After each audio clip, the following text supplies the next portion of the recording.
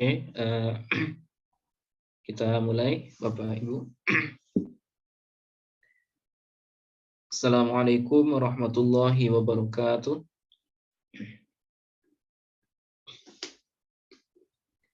Waalaikumsalam warahmatullahi wabarakatuh. Bismillahirrahmanirrahim. Alhamdulillahi rabbil alamin. Wassalatu wassalamu ala asyrafil anbiya'i wal mursalin. Wa ala alihi wa sahbihi ajma'in. Allahumma faqihna fid din wa 'allimna at-ta'wil. Amin ya rabbal alamin. Alhamdulillah, Bapak Ibu peserta Sekolah Bahasa Arab yang berbahagia. Pada malam hari ini kita bisa bertemu kembali untuk melanjutkan program Sekolah Bahasa Arab ini, yaitu di kelas Nahu ya. Setelah minggu lalu kita libur ya. Mohon maaf Bapak Ibu karena kondisi kurang sehat, jadi terpaksa kita liburkan. Sekalipun sekarang sebenarnya masih suara agak berat ya. Mohon maaf Bapak Ibu. Oke. Seperti biasa sebelum kita mulai, mari kita awali pertemuan ini dengan membaca Ummul Quran Al-Fatihah. Bismillahirrahmanirrahim. Ila hadratin Nabiyil Mustafa Muhammadin sallallahu alaihi wasallam wa ala alihi wa ahli baitihi wa dzurriyyatihi wa azwajihi wal mahdi khalifatihi ajma'in. Thumma ila jami'i ikhwanihi minal anbiya'i wal mursalin wal awliya'i wasyuhada'i was salihin was sahabati wat tabi'in wa tabi'it tabi'in wal ulama'il 'amilin wal musannifin al mukhlisin wa jami'il malaikatil muqarrabin. Thumma ila jami'il muslimina wal muslimat wal mu'minina wal mu'minat al ahya'i minhum wal amwat, khususan ila abaina wa ummahatina wa jaddina wa jaddatina wa li qurbatina wa li ikhwanina wa li akhawatina wa li jami'il muslimina wal muslimat wal mu'minina wal mu'minat al ahya'i minhum wal amwat, wa nakhussu khususan ila jami'i mudarrisina wa muallimina fi hadzal fanni, nafa'ana Allahu bihim wa bi'ulumihim fid dharain amin. Syai'un lillahi lahumul Fatihah.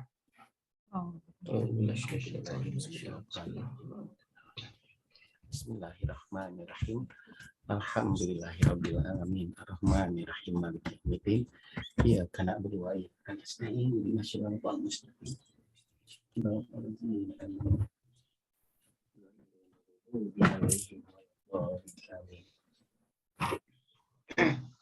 Oke, baik Bapak Ibu.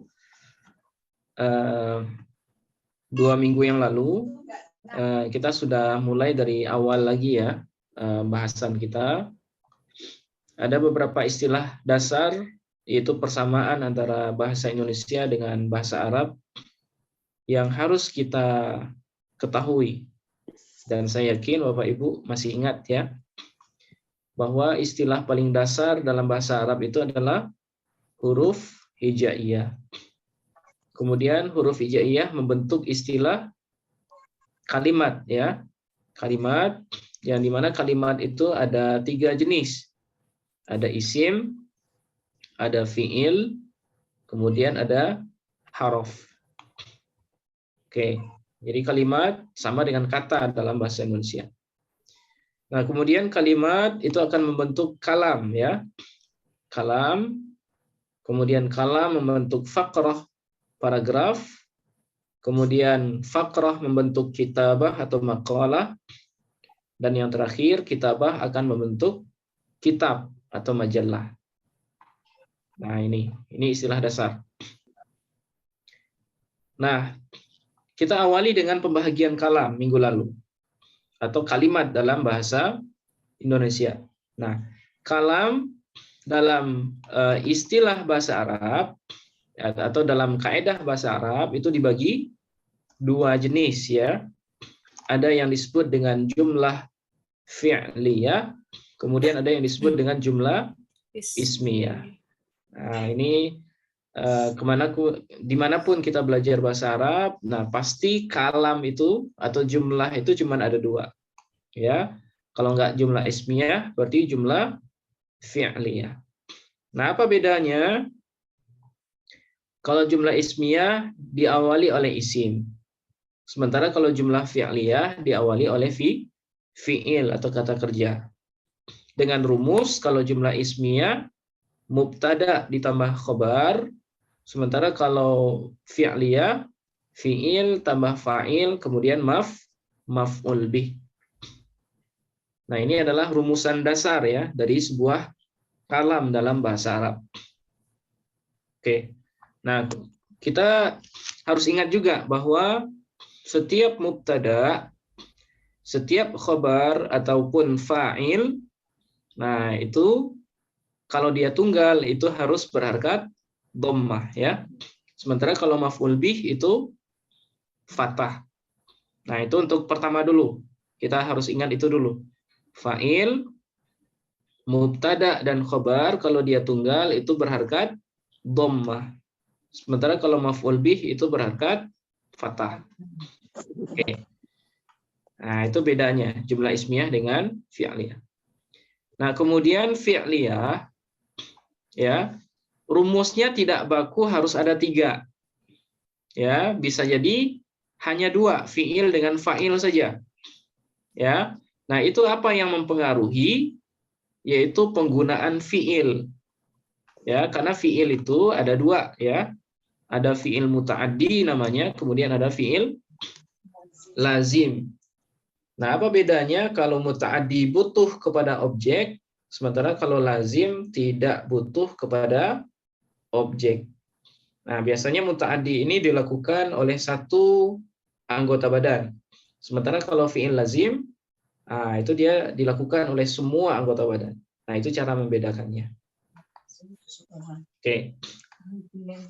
Nah, setelah tahu pembagian kalam, kita mundur sedikit. Membahas tentang unsur-unsurnya, yaitu kalimat. Karena kalam itu kan gabungan dari beberapa kalimat. Nah, kalimat dalam bahasa Arab itu cuma ada 3. Tadi kita singgung ya. Ada yang disebut dengan isim, fi'il, dan haraf. Isim kata benda, fi'il itu kata kerja, sementara haraf itu adalah kata penghubung. Nah, ini penting kita kenali secara mendetail ya isim fi'il haraf ini. Kenapa? Karena dia akan menentukan jumlah apa yang akan kita baca. Ya, seperti yang saya jelaskan tadi, kalau jumlahnya diawali oleh isim, berarti ismiyah, mubtada, khobar. Tapi kalau jumlahnya diawali oleh fi'il, berarti fi'liyah. Diawali oleh fi'il, fa'il, kemudian maf'ul bih. Berarti ada Pak telur. Nah, itu makanya kita harus paham betul ya rincian isim, fi'il, dan haraf ini. Nah, jadi jangan sampai nanti di bahasan isim, fi'il, haraf ini ada yang bolong pemahamannya. Ya, usahakan rincian isim itu, rincian fi'il dan haraf Bapak Ibu paham semua. Nah, jadi kalau ada yang kurang paham langsung tanyakan supaya nanti enggak susah di bahasan yang agak di atas ya. Oke. Nah, kita mulai dari bahasan isim kemarin ya. Nah, isim secara umum adalah setiap kalimat yang menunjukkan makna benda atau orang dan tidak disertai oleh keterangan waktu. Nah, ini yang isim. Yang perlu digarisbawahi, isim tidak disertai oleh keterangan waktu. Jadi tidak ada zaman sekarang, zaman telah ataupun akan untuk isim. Ya, misalnya rumah. Tidak mungkin kita menerjemah rumah itu dengan akan rumah, sedang rumah, atau rumahlah. Nah, itu nggak mungkin ya. Nah, sehingga isim bisa disimpulkan setiap kalimat isim dia tidak dipengaruhi oleh waktu. Nah, berbeda dengan fi'il. Ya, kalau fi'il nanti akan ada 3 jenis waktunya. Ada masa lampau, masa sekarang, dan masa yang akan datang. Nah, ya, itu yang disebut dengan isim. Nah, sekarang bagaimana cara mengenali isim kalau kita membaca teks Arab? Ya, bagaimana cara kita mengenal kalimat ini isim ketika membaca teks Arab? Nah, cara mengenalnya adalah dengan melihat ciri-cirinya. Ya, dengan memperhatikan ciri-ciri dari kalimat itu. Nah, kemarin kita sudah bahas kalau isim itu sebenarnya ada 8 cirinya. Kalau kita ketemu dengan salah satu dari yang 8 ini, maka bisa dipastikan kalimat itu adalah isim, ya, kata benda. Tapi kalau yang 8 ini nggak ketemu pada sebuah kalimat, nah bisa jadi kalimat itu fiil, bisa jadi harof. Nah, itu aja kemungkinannya. Kalau ciri-ciri isim yang tidak kita ketemukan, berarti kemungkinan itu adalah fiil atau harof. Nah, sekarang apa saja ciri-ciri isim? Nah, sudah kita bahas ya. Pertama ada namanya khofat. Khofat itu baris bawah ya. Jadi kalau ada kalimat baris bawah, kemungkinan besar itu adalah isim. Nah, contohnya birabbin nas ya, qul a'udzu birabbin nas. An-nasi. Nah, ini dia isim karena dia khofat atau jar. Kemudian minal masjidi. Al-masjidi juga isim ya, karena dia baris bawah. Kemudian yang kedua tanwin. Setiap kalimat yang bertanwin itu pasti isim. Ya, karena fiil tidak mungkin bertanwin, atau haraf ya, haraf juga tidak mungkin bertanwin. Nah, contoh Bakrun fil fasli maridun. Bakar di kelasnya marid ya, sakit. Nah, mana isim di sini? Kalimat bakrun ya, bakrun atau maridun. Nah, ini masing-masing adalah isim. Kenapa? Karena dia bertanwin. Oke. Nah, kemudian selanjutnya beralif lam. Nah, setiap kalimat yang beralif lam itu pasti isim. Nah, misalnya al-masjidu fasidun. Masjid itu rusak ya. Masjid itu rusak. Nah, al-masjidu di sini adalah isim. Kenapa? Karena dia beralif lam. Sementara fasidun juga isim. Kenapa? Karena dia bertanwin. Nah, gitu. Oke. Kemudian ciri isim selanjutnya didahului oleh huruf jer atau huruf khafat ya. Bacaannya boleh jer atau boleh jar. Nah, kebiasaan orang kalau di pondok itu nyebutnya jer ya. Nah, huruf jer atau huruf khafat. Nah, jadi kalau ada sebuah kalimat tapi sebelum kalimat itu ada huruf jer, nah, huruf jer itu ada 20 ya, maka kalimat itu disebut dengan isim. Ya, disebut dengan isim, kata benda. Nah, apa saja huruf jar yang 20? Nah, ini dia. Saya yakin Bapak Ibu sudah di luar kepala semua ini. Sudah hafal maksudnya ya. Ada 20. Ada min, ila, hatta, khala, ada hasya, fi, an, ala, mudh, mundhu, rubba, li, kaiwata, kabi, la'alla, mata. Nah, ini semuanya disebut dengan huruf jar. Ya, kata sambung ya, kata penghubung lah ya.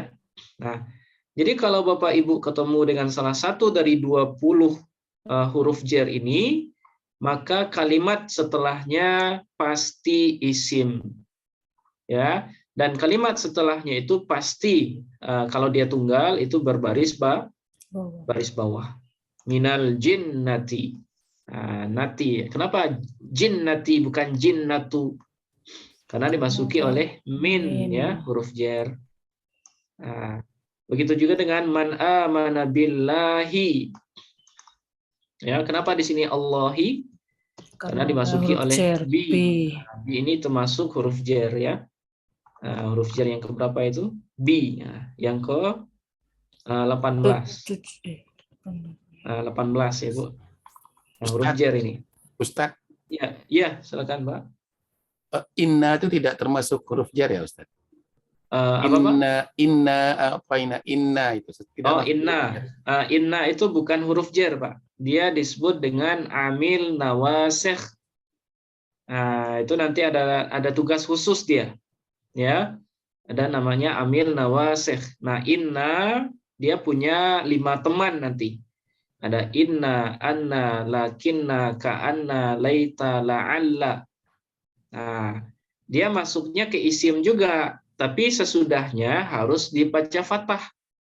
Nah, itu bedanya dengan huruf jar ya.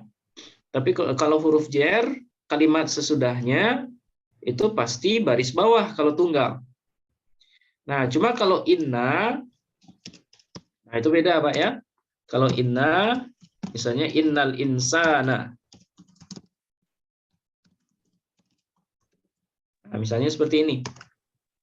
Innal insana. Nah, al insana ini dia isim juga. Nah, cuma inna ini dia tugasnya beda dengan huruf jar. Kalau inna sesudahnya harus berharkat fathah. Kalau dia tunggal. Nah, beda nama Pak ya. Dia amil nawasikh namanya. Ya, amil nawasikh. Dia hanya masuk ke jumlah ismiyah. Nah, nanti kalau datang saatnya kita akan jelaskan ini. Inna ini. Oke, nah ini yang keempat.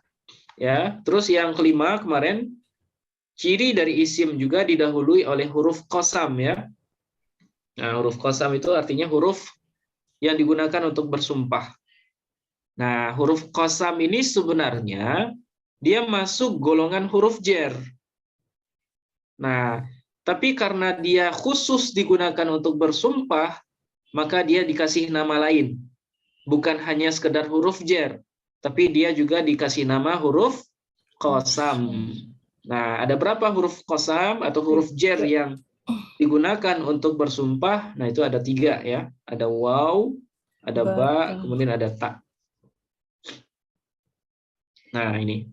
Contohnya wasyamsi, demi matahari, wal asri, demi masa ya, wan najmi, demi bintang, wad duha, demi waktu duha. Nah, khusus untuk ad-duha kemarin sudah kita jelaskan, ini sebenarnya baris bawah dia. Ya, wad duhai. Tapi kenapa tidak dituliskan baris bawahnya? Nah, itu karena alif tidak bisa menerima harkat. Nah, itu kaidah Bapak Ibu ya. Jadi kalau isim yang diakhiri oleh huruf alif, nah itu harkat akhirnya itu disembunyikan. Nah, alif itu tidak boleh berharkat. Nah, berbeda dengan hamzah. Kalau hamzah bisa berharkat, tapi kalau alif tidak bisa. Nah, bedakan antara alif dengan hamzah. Oke. Nah, ini yang kita bahas kurang lebih 10 hari yang lalu ya. Kita belum selesai bahasan isim. Sampai di sini mungkin ada yang mau ditanyakan dulu, Bapak Ibu, silakan. Sebelum kita lanjut. Pak Ustadz. Iya, Pak.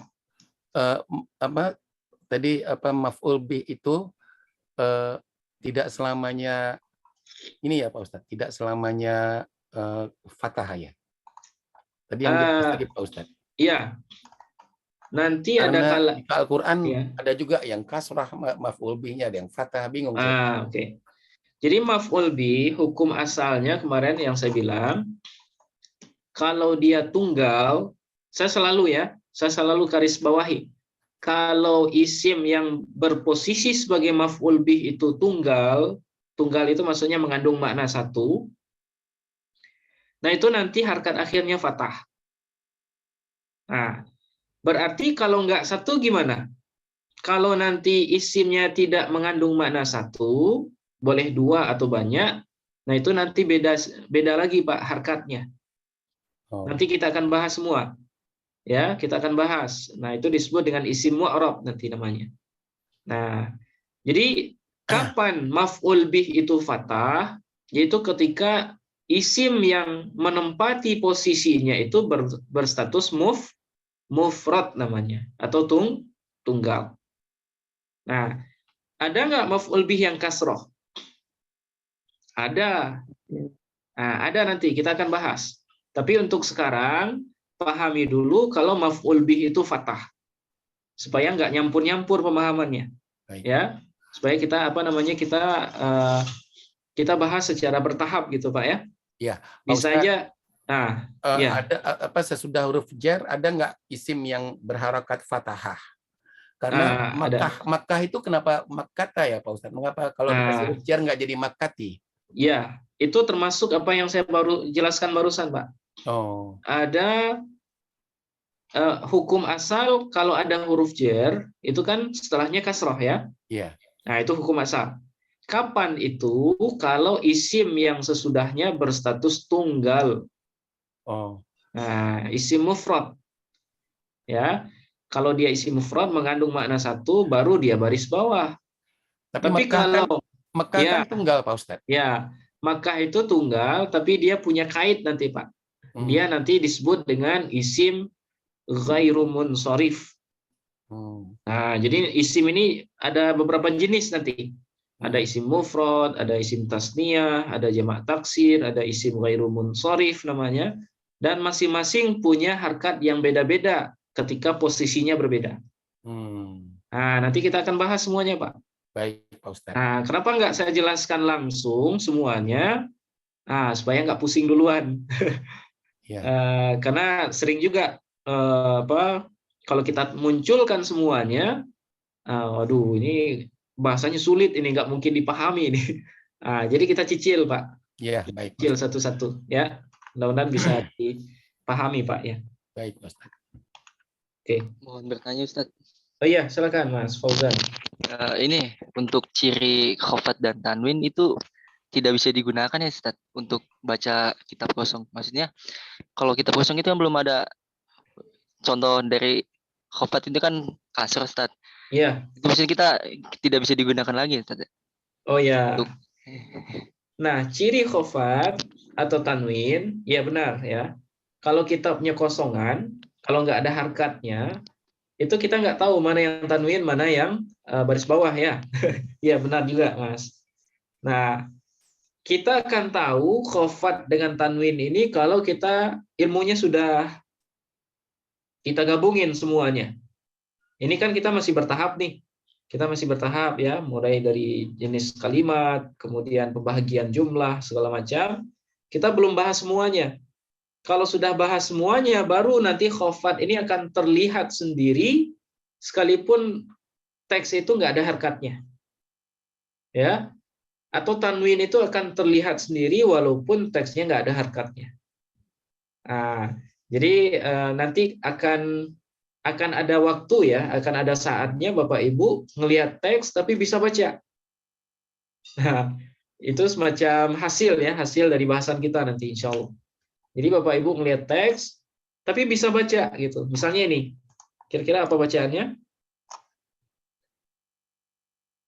Lillahi ma fis samawati wa ma fil ardi. Ini tapi ini udah sering dijumpai di Al-Qur'an Pak Ustaz. Iya, kalau nggak ketemu yang di Al-Qur'an bingung Pak Ustaz. Iya. Nah, bahasa Arab itu juga seperti itu sebenarnya, Pak. Jadi kita bisa baca, kenapa kita bisa baca ini? Karena sering ditemukan dalam Al-Qur'an. Begitu juga dengan teks bahasa Arab yang lain. Kenapa orang bisa baca teks Arab tanpa harkat? Ya karena dia sering ketemu dengan kalimat-kalimat itu. Interaksinya dengan kata-kata itu sering gitu ya, sering lihat kitab, sering lihat teks-teks Arab. Nah, jadi berawal dari kebiasaan juga sebenarnya Bapak Ibu. Nah, jadi mulai saat ini Bapak Ibu harus membiasakan diri untuk melihat teks Arab. Kemudian membacanya sedikit demi sedikit. Karena kalau nggak seperti itu, walaupun nanti kaedahnya sudah banyak kita pelajari, tapi kalau nggak dilatih melihat teks Arab, ya tetap aja pas melihat itu kaget juga ya. Nah, jadi harus pembiasaan sedikit demi sedikit. Nah, lama-kelamaan nanti bisa insya Allah Pak. Ya, namanya kita belajar nggak mungkin satu langkah langsung sampai ya. Kita harus ada stepnya. Nah, insya Allah kalau rutin dan mengikuti semuanya, nah insya Allah nanti jelas. Ya, insya Allah jelas. Oke, seperti itu Mas Fauzan ya. Nah, ya untuk sekarang kalau teksnya tanpa harkat, ya agak sulit ya mengenali isim itu khafat atau bertanwin. Oke, cukup ya. Kita lanjutkan dulu. Oke, kita lanjutkan ya. Sekarang kita akan lanjutkan ciri isim yang keenam. Ya, bagaimana cara kita mengetahui sebuah kalimat itu isim? Nah, yang keenam adalah isim bisa diketahui ketika dia didahului oleh salah satu dari huruf nida namanya. Ya, huruf nida. Nah, apa itu huruf nida? Huruf yang digunakan untuk memanggil orang. Ya, huruf yang digunakan untuk memanggil orang. Nah, itu namanya huruf nida. Kalau dalam bahasa kita misalnya wahai, ya, oi misalnya. Kita manggil orang kan misalnya bersorak, manggil seperti itu. Nah, itu disebut dengan huruf nida dalam bahasa Arab. Ya, yang mana jumlahnya ya ada 7 huruf. Nah, apa saja huruf nida? Yang pertama ada namanya ya. Ya, ya.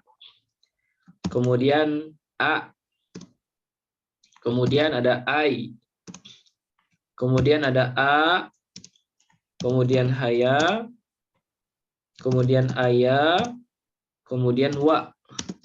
Nah, oke. Nah, ini semuanya artinya wahai Bapak Ibu. Ya, ya, a, ai, a, haya, aya, wa. Nah, ini semuanya artinya wahai. Dan dia disebut dengan huruf nida. Nah, yang membedakannya hanya penggunaan saja. Ya, ya, ini adalah wahai jauh dan dekat. Jauh atau dekat. Ini bisa digunakan untuk manggil orang jauh, bisa juga manggil orang dekat. Terserah ya. Nah, jadi ya ini paling sering digunakan. Ya, karena mudah ya. Bisa jauh dan bisa dekat. Kemudian a. Nah, ini wahai juga, tapi khusus dekat. Manggil orang a misalnya. Muhammad. Nah, a misalnya dalam Sunda itu manggil AA. Nah, A saja. Nah, itu huruf nida itu. Wahai. Pak Ustadz, Kemudian, ya Pak? ini berbeda dengan yang A berarti apakah itu ya Pak Ustadz? Kalau A yang berarti apakah, itu namanya huruf istifham, Pak. Nah, beda nama ya. Beda nama dia. A yang maknanya apakah, namanya huruf istifham. Tulisannya atau kata kayak gini tanya. juga ya Pak Ustadz? Tulisannya kayak gini juga Pak Ustadz? Tulisannya sama. Tulisannya sama. Tapi konteks penggunaannya beda. Kalau A yang huruf nida, biasanya sesudahnya orang. Ya, langsung nama orang. Tapi kalau A istifham itu biasanya nanti ada jumlah setelahnya. Apakah kamu sakit? Amaridun anta? Nah, misalnya seperti itu. Atau misalnya di Al-Quran ada Pak Ustadz. Aamintum, di Ustadz aamintum. Ya, aamintum man fis sama misalnya ya. Ya. Itu. Nah, itu namanya huruf istifham, Pak. Kata tanya. Ya. Nah, itu beda penggunaannya. Nanti kita akan ketemu juga di sana. Nah, kalau a huruf nida artinya wahai. Kemudian ai, wahai juga untuk dekat. Jadi dekat ini bisa ada variasi ya, boleh a, boleh ai. Kemudian a yang panjang ini wahai juga. Tapi jauh. Ya, a, nah jauh. Kemudian haya, wahai juga tapi jauh. Aya, wahai juga jauh. Nah, kemudian wa. Kalau wa ini panggilan minta tolong. Ya. Panggilan minta tolong.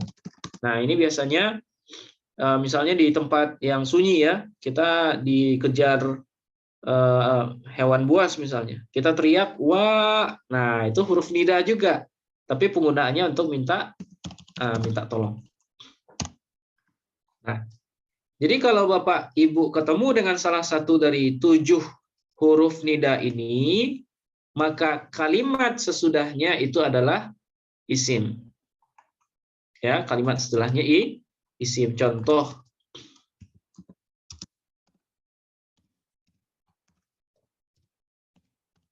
nah, gimana cara bacanya Bapak Ibu? Ya Adamu. Ya Adamu. Nggak boleh tanwin. Jadi kalau sesudah huruf nida itu satu kata, ya satu kata seperti ini, nama orang tapi satu kata, maka harkatnya dhammah tanpa tanwin. Ya Adamu. Atau misalnya contoh lain, ya rajulu. Ya rajulu. Wahai seorang laki-laki. Nah, ini kalau satu kata, ya. Tapi kalau dua kata, misalnya Rasulullah, ya. Rasulullah. Kalau kita panggil orang yang punya dua susunan nama seperti ini, maka aturan bacaannya untuk kata pertama itu harus fathah, dan untuk kata keduanya harus berharkat kasrah. Nah, seperti itu, ya Rasulullahi. Ya, atau misalnya ya ab. Nah, misalnya ya. Nah, kira-kira bacanya apa Bapak Ibu? Ya Abdullah atau ya Abdullah? Nah, ingat tadi ya, kalau dia dua kata, kata pertamanya kita fathahkan, sementara kata keduanya kita kasrohkan. Nah, seperti ini. Ya Rasulullahi, ya Abdullahi. Nah, ini. Ini cara penggunaan atau cara membaca kalimat sesudah huruf nida. Nah, ini kaidah umumnya ya. Kalau dia tunggal, berarti dhammah tanpa tanwin. Tapi kalau dia dua kata, berarti kata pertamanya fathah dan kata keduanya kasrah. Nah, sekarang saya nanya Bapak Ibu. Adamu, isim, fi'il, atau huruf? Isim. Isim. Kenapa isim, Pak? Karena didahului huruf nida. Karena dia didahului oleh huruf nida, yaitu huruf ya. Nah, gitu ya. Begitu juga dengan rajulu. Isim, fi'il, harf. Isim, ya. Ya Rasulullahi. Rasula. Isim, fi'il, harf. Isim. Isim. Begitu juga dengan abda, ya. Karena semuanya didahului oleh ya. Yang mana ya ini adalah huruf nida. Nah, seperti ini ya. Oke. Sekarang kita baca dulu bersama huruf nida, Bapak Ibu, supaya lebih ini ya. Ya, a, ai. Nah, biasanya saya ngafalnya 3-3. Ya, ai. Kemudian a, haya, aya, wa.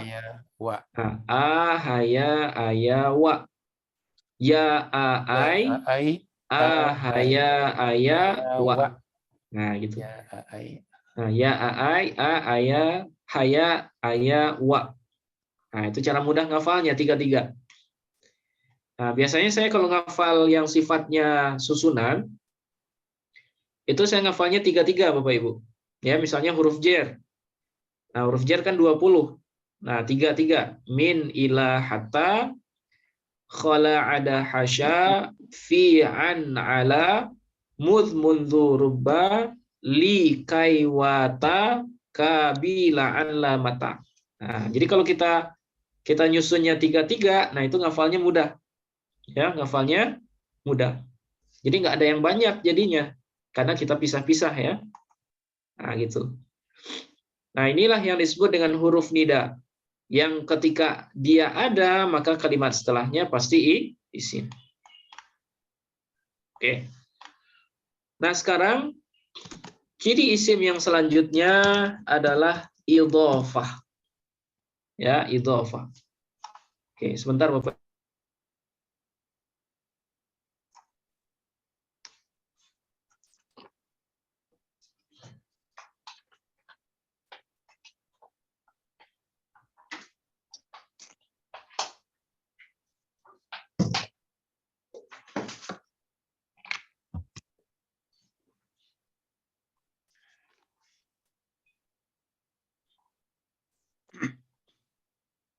Oke. Jadi ciri isim yang selanjutnya itu disebut dengan idhofah. Ya, idhofah. Mungkin Bapak Ibu pernah mendengar istilah ini ya. Nah, apa itu idhofah? Ya, dalam bahasa kita disebut juga dengan kata majemuk. Ya, kata majemuk. Dia dianggap satu tapi ada dua gitu. Nah, itu disebut dengan idhofah. Nah, secara pengertian idhofah itu adalah gabungan dua kata ya yang mempunyai makna satu. Yang mempunyai makna satu. Di mana kata pertama disebut dengan mudhof ya, dan kata kedua disebut dengan mudhofun ilaih. Nah, Bapak Ibu akan sering dengar ini ya. Jadi ada mudhof, ada mudhofun ilaih.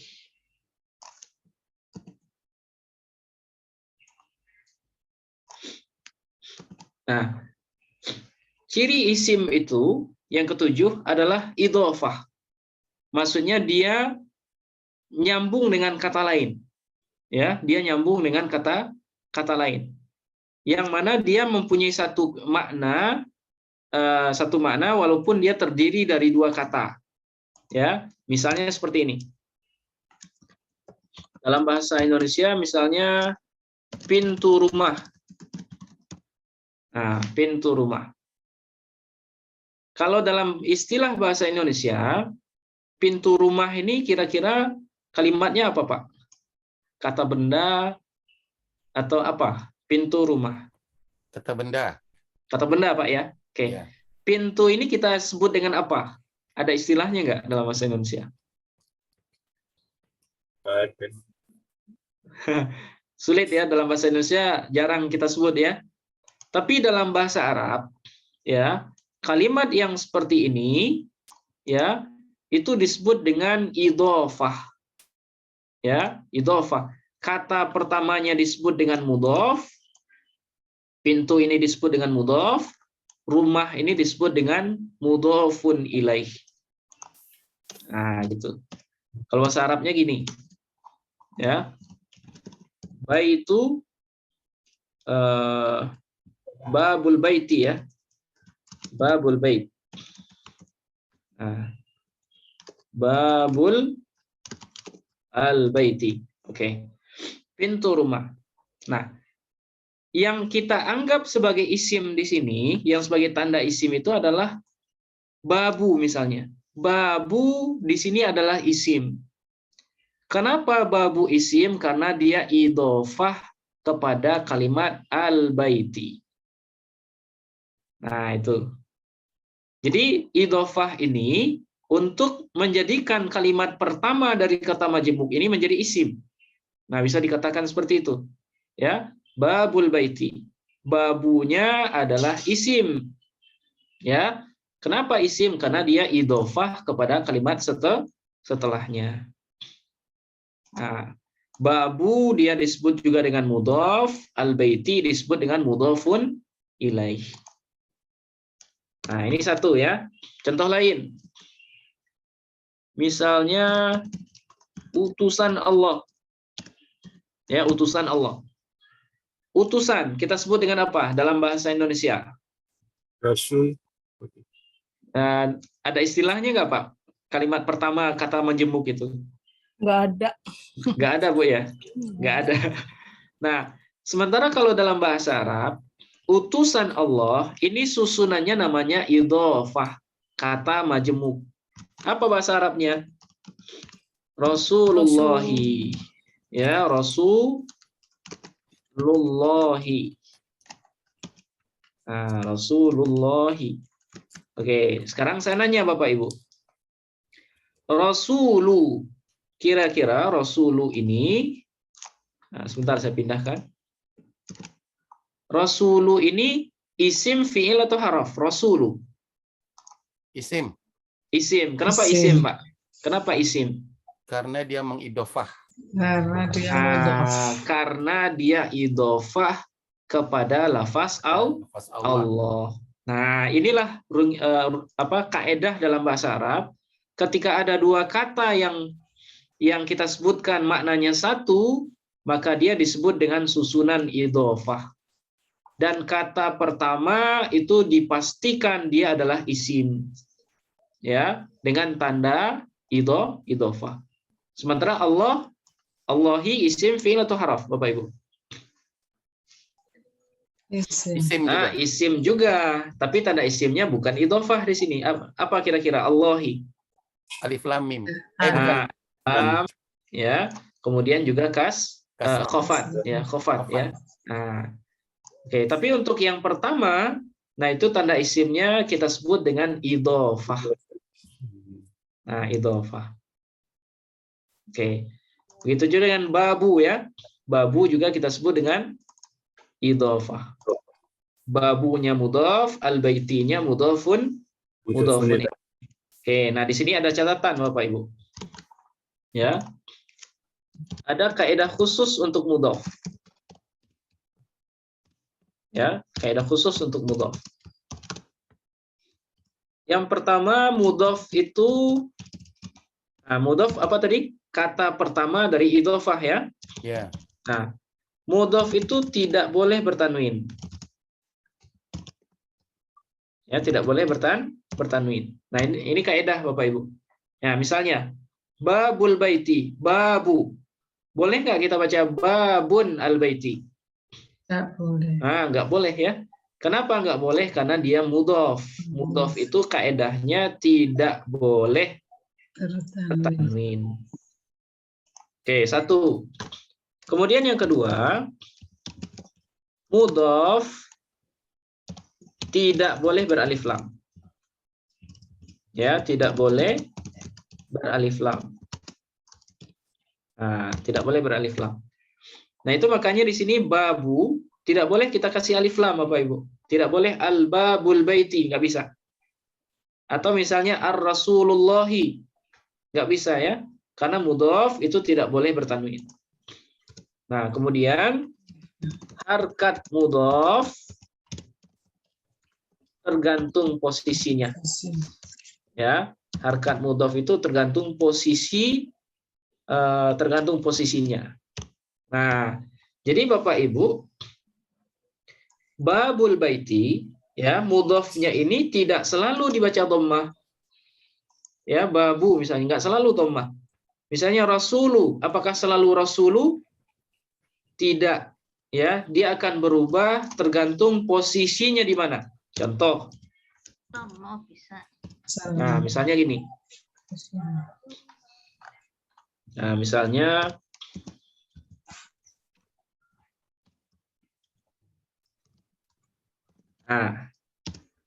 kira-kira apa bacaannya Bapak Ibu?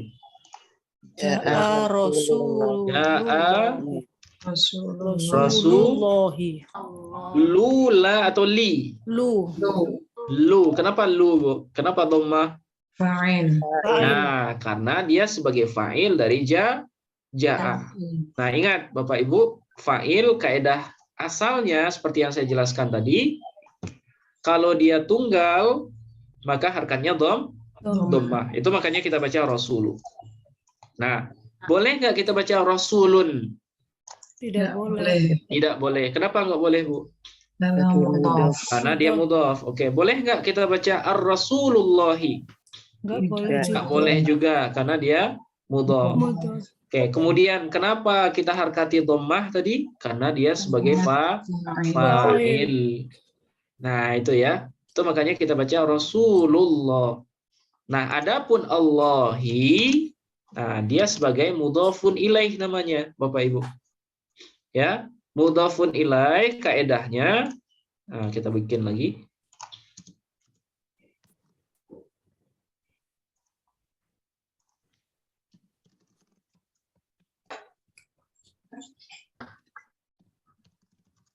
Kalau mudhafun ilaih kaedahnya satu saja, ya.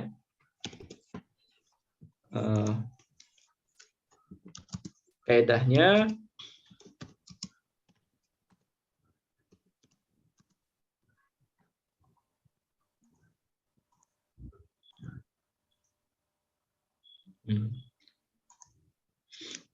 Selalu khofat.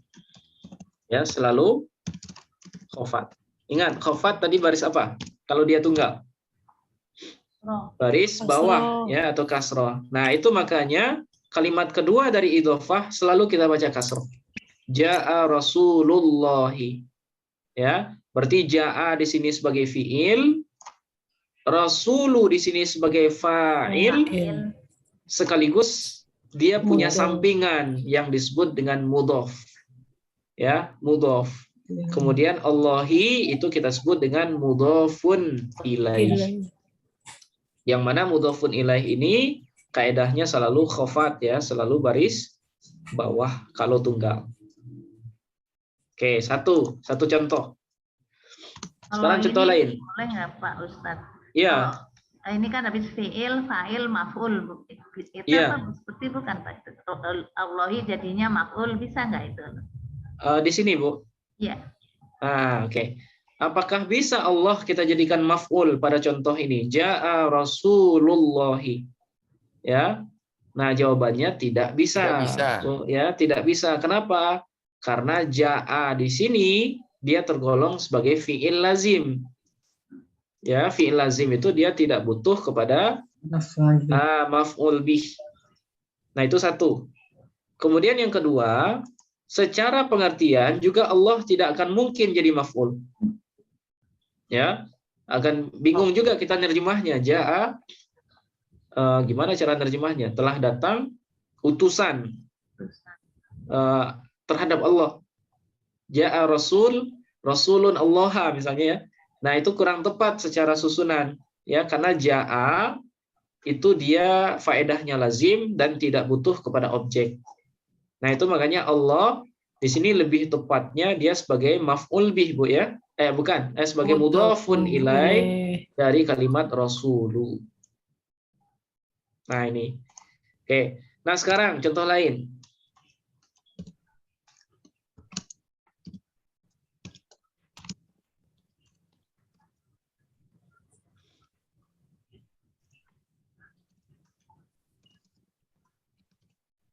Nah, misalnya seperti ini. Kira-kira apa bacaannya, Bapak Ibu? Nasoro Abdullahi. Abdu, abda atau abdi? Abdullah. Abdu ya. Kenapa abdu? Karena dia mudhof. Karena dia sebagai fa'il. Sebagai fa'il. Nah, fa'il ya. Fa'il kalau tunggal dhamma. Oke. Sekarang sananya Bapak Ibu. Kenapa dia nggak tanwin? Karena dia mudhof. Karena dia mudhof. Nah, itu jawabannya Pak ya, Pak Basarun. Kalau saya nanyanya kenapa bacaannya abdu dhamma? Karena dia sebagai fa'il. Oke. Sekarang kenapa dia tidak bertanwin? Karena mudhof. Kenapa dia tidak beralif lam? Karena dia mudhof. Nah, karena dia mudhof. Mudhof tidak boleh bertanwin, tidak boleh beralif lam. Oke. Sekarang Allah atau Allahu? Allahi. Kenapa hi? Karena mudhof ilaih. Nah, ini kaidahnya ya.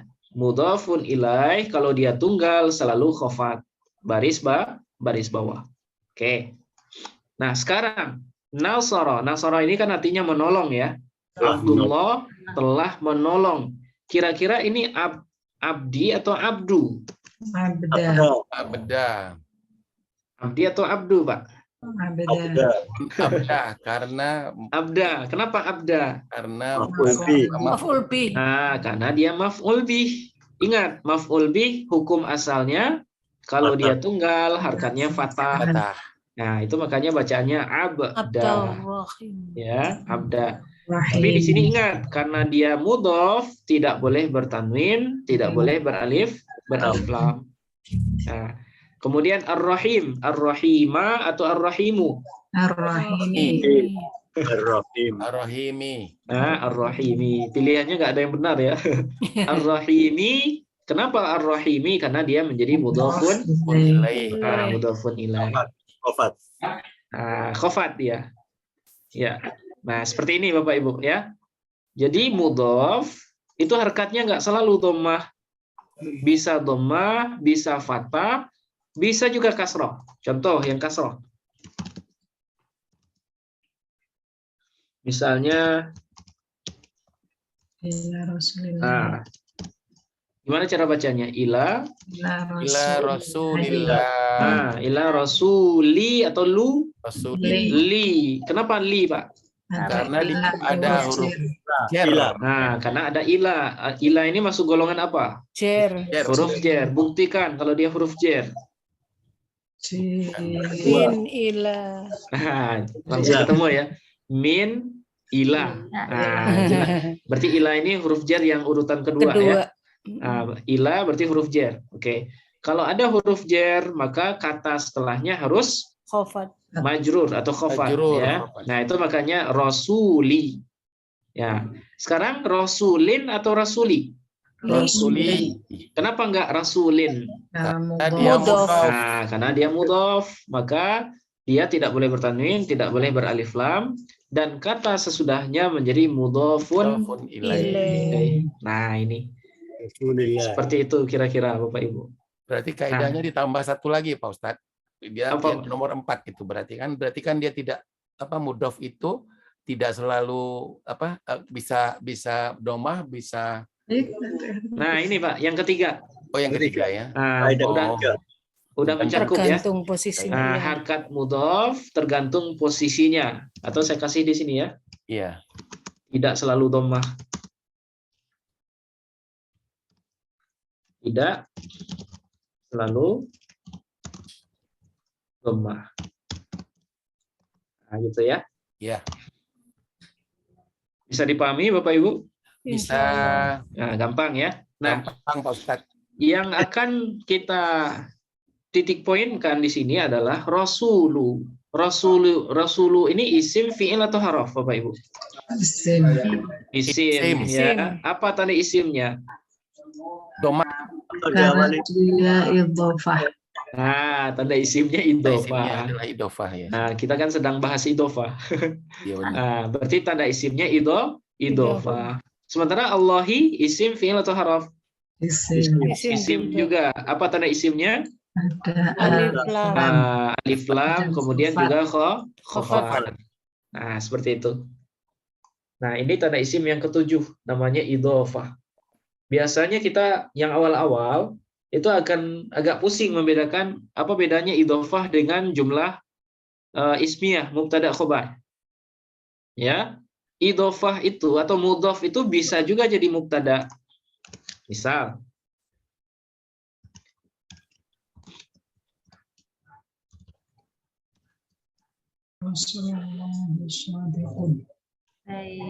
nah, kira-kira bacanya apa Bapak Ibu? Baitu, baitun atau baiti? Baitu Muhammadin kabirin atau kabirun? Kabirun ya. Oke. Sekarang kita preteli. Baitu, kenapa kita baca dhammah? Karena dia mubtada. Karena dia berposisi sebagai mubtada. Ya. Kenapa dia mubtada Bapak Ibu? Isim di awal jumlah. Nah, karena dia isim di awal jumlah. Oke. Kalau dia isim pasti punya tanda isim. Nah, apa tanda isimnya baitu? Idhofah. Nah, tanda isimnya idhofah, bukan dhammah ya. Tadi ada yang nyebut dhammah. Bukan dhammah tanda isimnya, tapi idhofah. Tapi kenapa dia dhammah? Karena dia sebagai mubtada. Setiap isim di awal jumlah pasti mubtada. Oke, terus dia mubtada sekaligus mudhof ya. Nah, sekarang Muhammadin sebagai apa? Kenapa kita baca jer? Karena dia mudhofun ilaih. Ya, mudhofun ilaih selalu khofat. Itu makanya Muhammadin. Rumah Muhammad, bagaimana rumah Muhammad? Kabirun, besar. Kira-kira kenapa kita baca dhammah kabirun? Karena khobar. Nah, jadi khobar dia. Nah, gitu ya. Jadi baitunya sebagai mubtada sekaligus menjadi mudhof, Muhammadinnya mudhofun ilai, kemudian kabirunnya sebagai khobar dari baitu. Nah, seperti itu. Nah, mudah-mudahan bisa dipahami. Idhofah adalah gabungan dari mudhof dan mudhofun ilaih. Pak Ustaz mau nanya, kalau Ya. Baitul Muhammadin itu kita anggap sebagai mubtada gitu, boleh gitu? Yang mana, Pak? Baitul Muhammadin itu yang mubtada gitu. Oke. Secara secara kajian ilmu nahwu, yang mubtada di sini hanya lafaz baitu saja, Pak. Hanya satu kata Ya. gitu. Iya. Yang dikenai hukum sebagai mubtada itu hanya mudhof, yaitu baitu saja. Nah, sementara Muhammadin dia sudah punya posisi sendiri. Dia sebagai mudhofun ilaih. Dan mudhofun ilaih itu dianggap sebagai posisi yang berdiri sendiri. Nah, jadi dia sama dengan khobar, sama dengan mubtada, sama dengan fa'il dan lain-lain.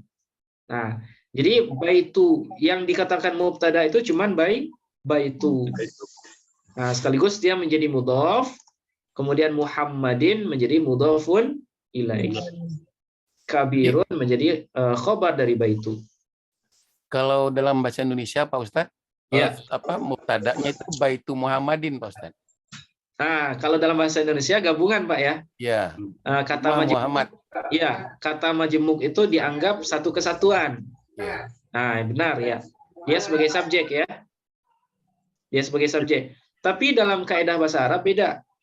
Ya, satu kata itu dianggap menduduki satu jabatan atau satu posisi. Walaupun secara makna dia satu. Ya, walaupun secara makna satu. Nah, Jadi gitu. bisa berlaku juga di khobarnya ini, Ustaz. Kalau khobarnya misalnya bentuknya jumlah, itu juga satu aja, yang satu kalimat aja yang dianggap sebagai khobar gitu, Ustaz. Nah, berbeda, Pak. Kalau khobar, nanti khobar itu ada dua jenisnya. Ada yang disebut dengan khobar mufrad, ada yang disebut dengan khobar ghairu mufrad. Ya, nanti kita akan bahas di bahasan rincian mubtada khobar ya. Nah, kalau khobarnya ghairu mufrad, ya bisa berupa jumlah atau syibih jumlah, itu yang menjadi khobar adalah jumlahnya. Nah, beda Pak. Kalau khobar, kalau mubtada yang punya khobar berbentuk jumlah, nah mungkin sebagian belum paham ini ya, tapi ini hanya untuk menjawab pertanyaan Pak ini. Nah, kalau dia berbentuk jumlah, maka yang khobarnya adalah gabungan jumlah. Tapi dalam persoalan idhofah, ya, yang menjadi mubtada hanya mudhofnya saja. Sementara Muhammadinnya menjadi mudhofun ilaih. Pak Ustadz, contohnya baitu Muhammadin besar sekali. Gimana Pak Ustadz? Nah, sangat baitu besar. Muhammadin kabirun jiddan. Jadidun, jiddan atau jadidun, Pak Ustaz? Jiddan, kalau jadid itu baru, Pak. Baru ya. Jiddan, ya. Nah, berarti khobarnya yang mana, Pak Ustaz? Khobarnya tetap kabirun, Pak. Ya, tetap kabirun. Jiddan. Nah, misalnya gini ya. Baitu Muhammadin kabirun jiddan. Nah, jiddan ini sebagai keterangan. Nah, nanti namanya bisa kita sebut dengan hal ya. Nanti kita akan bahas. Ada juga istilahnya hal posisi ini. Baitu Muhammadin kabirun jiddan. Nah, tetap saja yang jadi khobar kabirun, bukan kabirun jiddan. Nah, gitu. Jadi kaidah bahasa Indonesia, kaidah bahasa Arab itu nanti yang dihukumi di tempat-tempat tertentu itu adalah katanya, bukan gabungannya. Nah, tapi untuk hal-hal tertentu seperti khobar tadi, nah itu baru yang jadi khobarnya adalah jumlah, bukan kata per kata. Nah itu lain lagi Pak Suhardi ya. Nanti kita akan bahas. Ada khobar yang berbentuk jumlah, ada khobar yang berbentuk syibih jumlah. Nah pas di waktunya nanti kita bahas. Oke. Nah ini yang keenam. Iya, sama-sama Pak. Nah, ini yang ketujuh ya, Bapak Ibu. Nah, sekarang yang terakhir, tanda isim. Tanda isim yang terakhir itu namanya adalah isnad ilaih. Ya, isnad ilai atau musnad ilai. Ada juga yang membacanya musnad ilai. Nah, apa itu isnad ilai atau musnad ilai? Yaitu kondisi sebuah kata yang menjadi pokok kalimat. Nah, yaitu ketika dia berposisi sebagai mubtada atau fa'il. Nah, ini yang disebut dengan isnad ilai. Ya.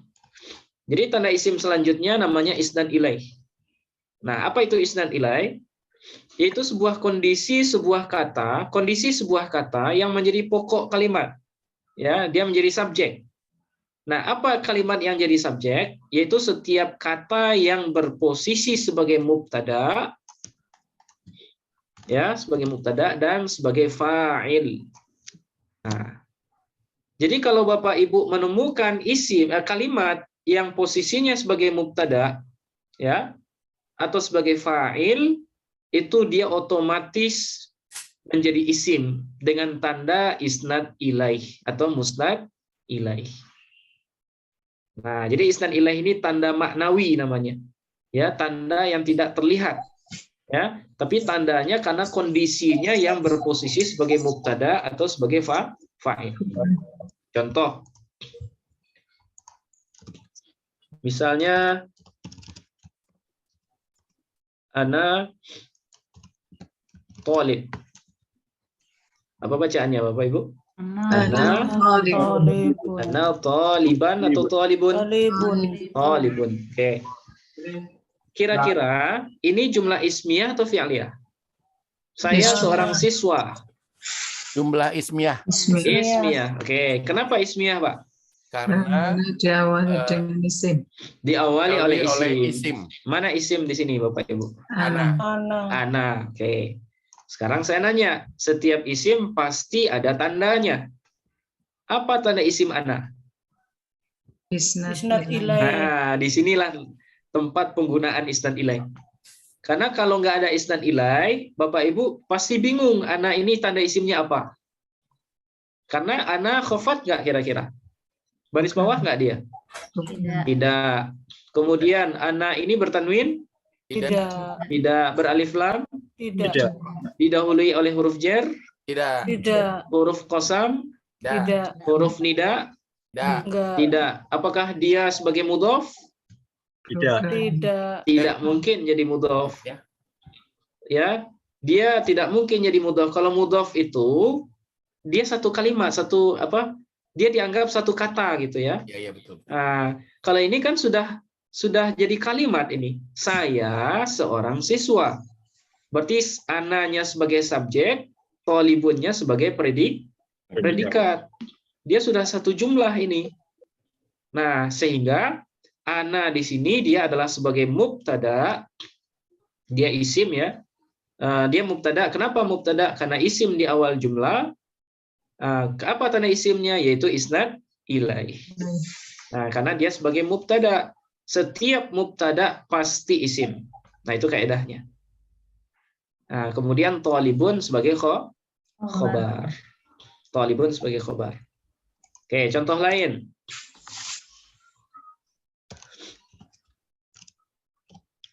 Misalnya, apa bacaannya kira-kira? Nasartu Muhammadan ya, Muhammadan. Oke. Nah, sekarang ini jumlah ismiyah atau fi'liyah Bapak Ibu? Fi'liyah. Kenapa fi'liyah? Karena Awali kalimat isim. Karena dia diawali oleh fi'il ya. Mana fi'ilnya? Fi'il. Nasor. Oke, nasor. Oke, nasor adalah fi'il. Setiap fi'il butuh fa'il. Mana fa'il nasor? Tu. Nah, di sini fa'ilnya adalah tu. Ya, mana tu ini apa? Saya. Oke, nah sekarang sananya Bapak Ibu. Tu dia kan sebagai fa'il ya. Kalimatnya isim, fi'il atau haraf? Fi'il. Isim. Saya ulangi. Isim. Tu dia kan sebagai fa'il. Ya, Oke. dia kan sebagai fa'il dari nasar. Iya. betul. Kalimatnya isim, fi'il atau haraf? Isim. Kalau Isim. tunya isim, Nah, tunya isim, tapi kalau nasarnya nasornya Fi'il. fi'il. fi'il. Nah, sekarang kalau dia isim pasti ada tanda isimnya. Kira-kira apa tanda isim tu? Isnad Domah. ilai. Nah, isnad ilai. Kenapa isnad ilai? Karena Isim fa'il. dia Masuk dalam 7 syarat Nah, ciri-ciri. isim di awal jumlah. Karena dia berposisi sebagai fa'il. Fa'il. Itu. Hmm. Setiap fa'il pasti pokok kalimat. Pokok kalimat itu namanya isnad Isnad ilai. ilai. Nah, gitu. Kalau nggak ada isnad ilai, kita bingung menentukan tuh ini isim, fi'il atau haraf. Karena nggak ada tandanya. Ya kan?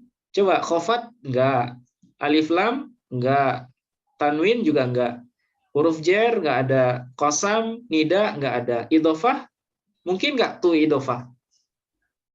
Ya. Tidak. Nggak mungkin. Kalau tidak ada tanda yang ke-8 ini, maka tu tidak akan bisa kita anggap sebagai isim. Nah, itu makanya tanda yang ke-8 ini tanda yang sakti ya. Tanda sakti. Ketika yang lain nggak bisa menjadi tanda isim, dia bisa. Nah, jadi setiap kata, saya ulangi, setiap kata yang menjadi fa'il dan menjadi mubtada, apapun bentuknya, itu pasti isim. Ya, pasti isim. Karena dia menjadi pokok kalimat. Nah, kemudian Muhammadan, kira-kira sebagai apa di sini Muhammadan? Maf'ul bih. Maf'ul bih. Mulbih ya, kasar, menolong itu kan muta'addi ya, dia butuh kepada objek. Nah, nasartu Muhammadan, saya telah menolong Muhammad. Nah, seperti ini Bapak Ibu. Jadi bisa kita simpulkan, ciri isim itu ada 8 semuanya. Ya, ada 8. Bisa kita sebutkan? Khofat, Pertama, khofat, khafat. 2, tanwin, Tanwin. alif lam, alif lam, jar, jar, huruf jar ya. Nida. qasam, Didahului huruf nida, huruf qasam, oke. Kemudian huruf nida, Nida. kemudian ya, terus kemudian idhofah, kemudian yang terakhir isnad, Isnad ilai. isnad ilaih atau musnad ilaih. Nah, kira-kira seperti ini Bapak Ibu, ya. Jadi kalau ketemu dengan kalimat isim pasti ya dia punya tanda. Nggak mungkin isim itu nggak punya tanda. Nah, ini tandanya, ada 8. Oke, silakan Bapak Ibu kalau ada yang ragu, ditanyakan dulu.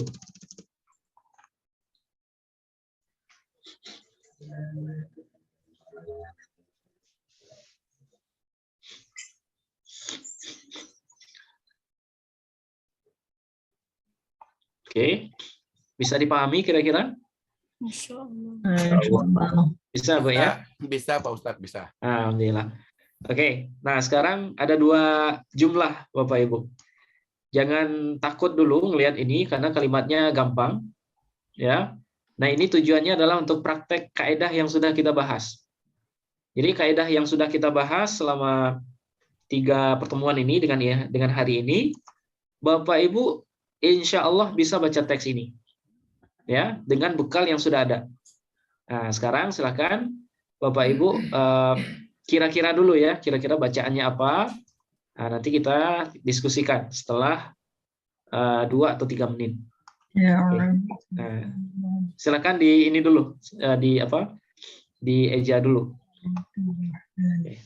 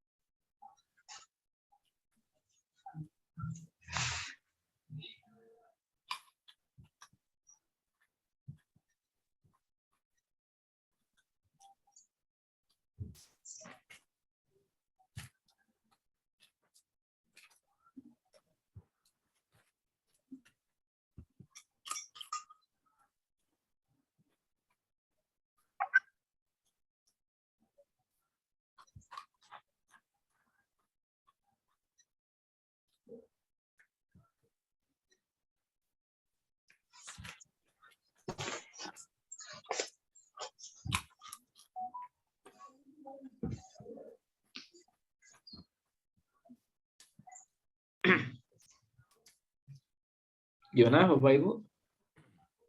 Bisa terbaca? Bisa. Insyaallah. Nah, bisa Pak ya? Ya. Nah, oke.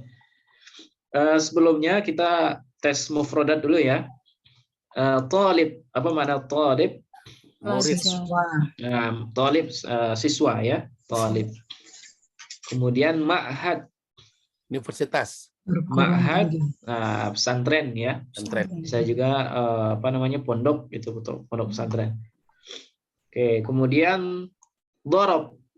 Baris akhirnya nggak saya baca ya, dorob. Memukul. Apa arti dorob? Memukul ya Pak ya. Telah memukul. Oke. Kemudian ini, kira-kira bacaannya apa ini? Ali. Ali. Ali ya. Oke, Ali. Baris akhirnya wallahu a'lam ya. Oke, terus ini midrop. Apa itu midrop? Alat Memukul. pemukul. Nah, midrop itu alat mukul, artinya palu ya. Nah, midrop itu alat memukul, artinya palu. Kemudian suk. Apa Pasar. arti suk? Pasar. Oke. Kadang penguasaan kita terhadap mufradat itu bisa membantu mengharkati Bapak Ibu. Nah, jadi salah satu yang harus kita perbanyak itu adalah mufradat. Nah, kemarin saya share kamus ya, kamus Mahmud Yunus, itu bisa dijadikan sebagai sarana buat nambah mufradat. Supaya nanti kalau baca teks, mufradatnya itu bisa membantu nahwu sharafnya.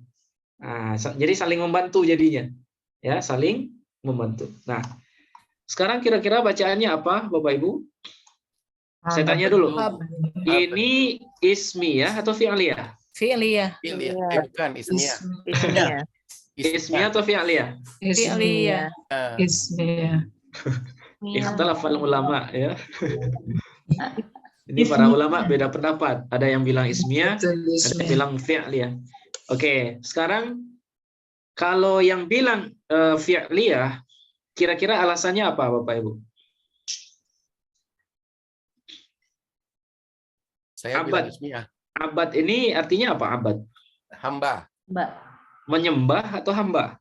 Hamba. Kan bisa juga abada. Bisa juga abada kan? Oh iya. Abada dalam artian menyembah. Berarti fi'il ya.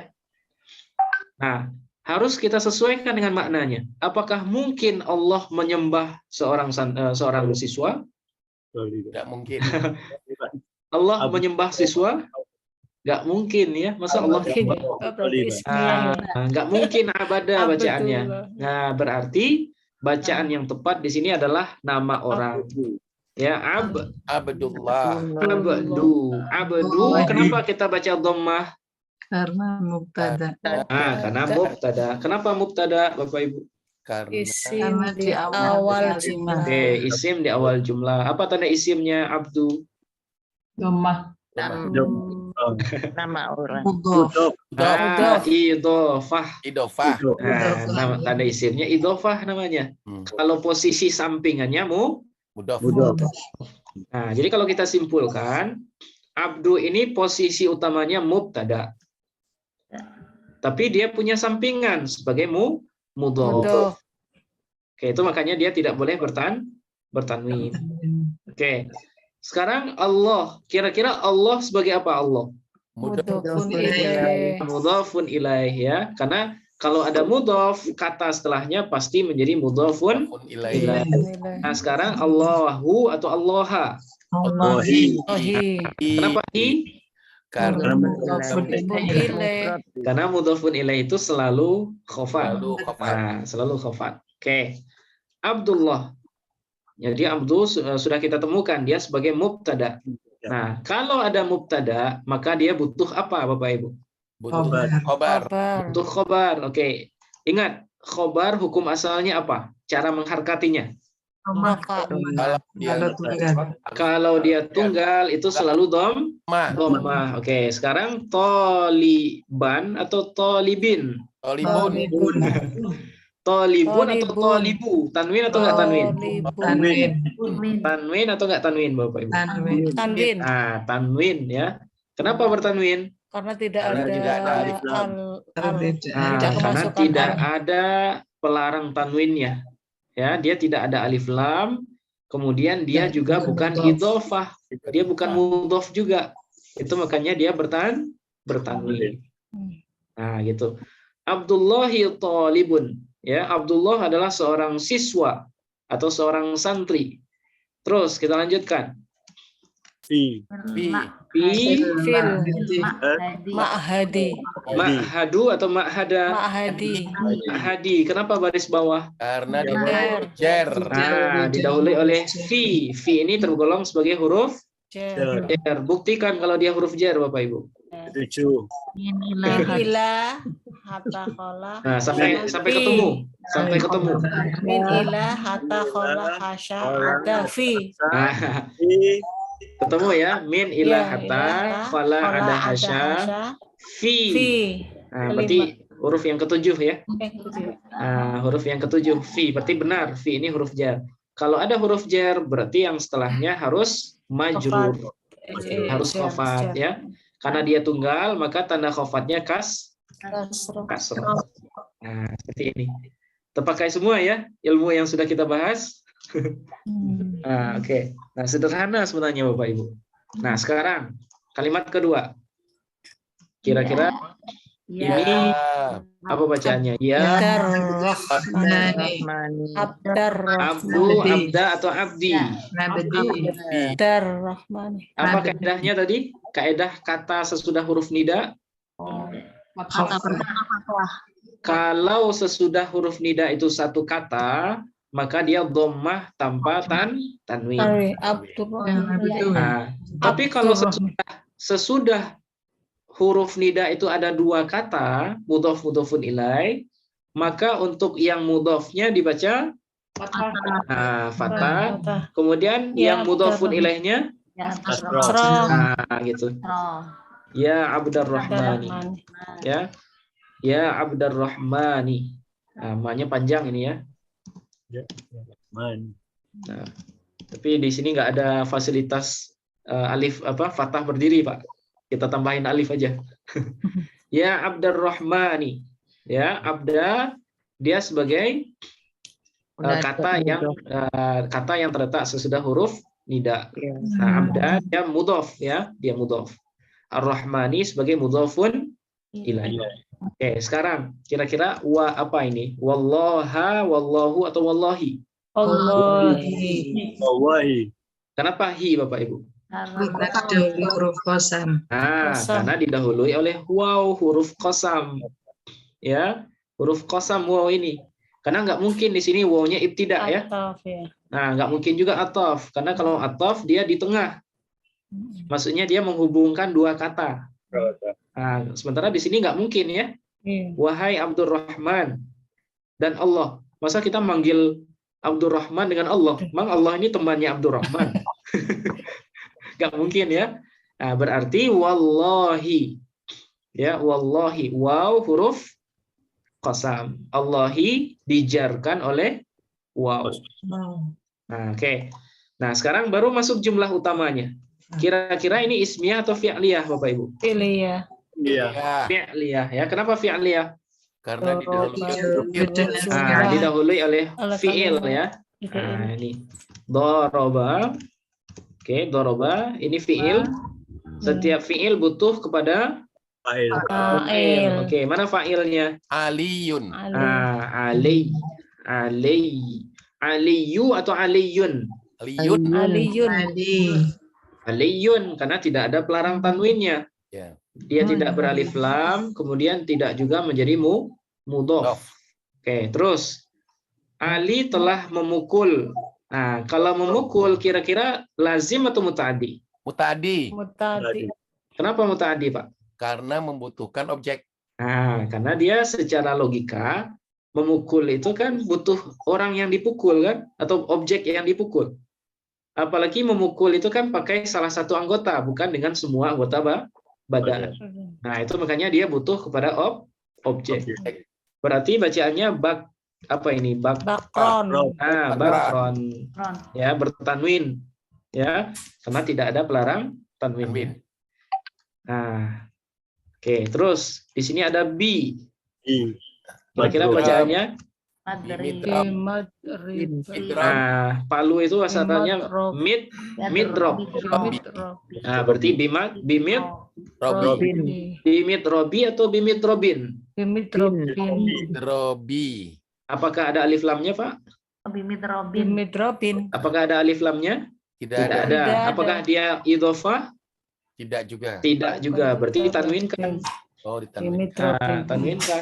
Kalau nggak ada pelarang tanwinkan, Pak. Oke. Nah, oke. Kemudian ada fi. Nah, ketemu lagi dengan huruf jar ya. Ya, Nah, kemudian fisuki. Ki. Karena dia dijarkan oleh Nah, seperti ini. Ini modalnya cuma materi yang sudah kita bahas, Bapak Ibu. Bersama jadi bisa. Bersama jadi bisa, Bu ya. Nah, insya Allah nanti sendiri jadi bisa. Amin. Nah, lama-kelamaan ya. Oke. Nah, sekarang pertanyaan tambahan, Bapak Ibu. Untuk analisis isim fi'il haraf ya. Sekarang saya nanya, Abdu, isim fi'il atau haraf, Bapak Ibu? Isim. Isim ya. Apa tanda isimnya? Dia ini apa namanya tadi? Idofah. Kira-kira apa tanda isimnya? Nah, idofah. Satu. Selain idofah, apakah ada yang lain? Ada. Dia di depan kalimat. Nah, seperti apa, Pak? Apa tanda isimnya lain? Mubtada. Ini dia nih. Oh, isnad ilahi. Oh, isnad. Ada nih di atas ya.